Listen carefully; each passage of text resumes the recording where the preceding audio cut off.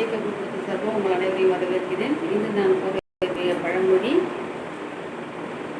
மரத்தில் இருக்கிற பலாக்காயை நம்பி கையில் இருக்கிற பலாக்காயை விட்டுடாத.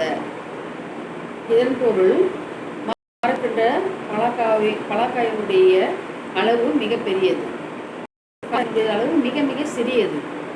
அவர்கள் என்ன கொடுக்கிறார்கள் என்று கேட்டால், அந்த பலாக்காய் நம் கைக்கு வருமா வராதா என்பது நமக்கு தெரியாது. வந்தாலும் வரலாம், வராமல் போனாலும் போகலாம். ஆனால் கையில் இருக்கக்கூடிய கலாக்காய் சிறியதாக இருந்தாலும் இப்போது நம் கையில் இருக்கிறது, அது நமக்கானது, நம்முடையது.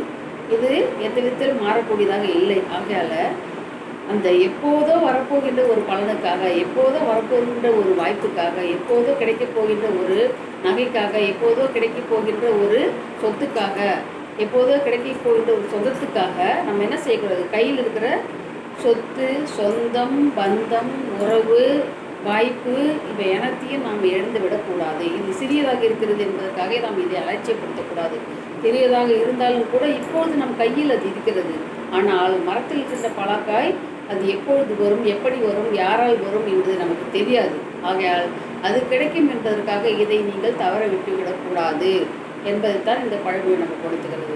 நாம் இப்பொழுது இந்த தமிழ்நாட்டில், இந்தியாவில் ஒரு வேலை செய்து கொண்டிருக்கிறோம் என்றால், இந்த வேலை நம் கையில் உள்ளது இப்பொழுது.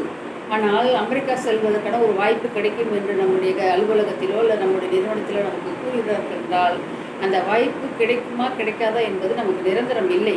ஆனால் இப்போது கையில் இருக்கக்கூடிய இந்த வேலை நமக்கு நிரந்தரமானது, நம் கையில் இருக்கக்கூடியது, நம் கையில் நமக்கானது என்பது நம்மளால் உறுதி செய்யப்பட்ட ஒன்று.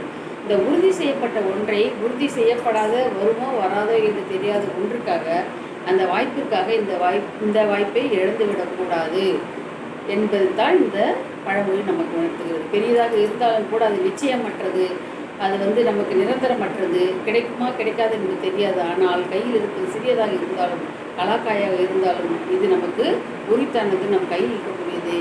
எதையும் தவறு விட்டுவிட்டு அதையும் தவறு விட்டுற வேண்டிய சூழ்நிலை வரும். ஆகையால் இதை தக்க வைத்துக் கொள்ளுங்கள். அது வரும்போது அதையும் தக்க வைத்துக் கொள்ளலாம்.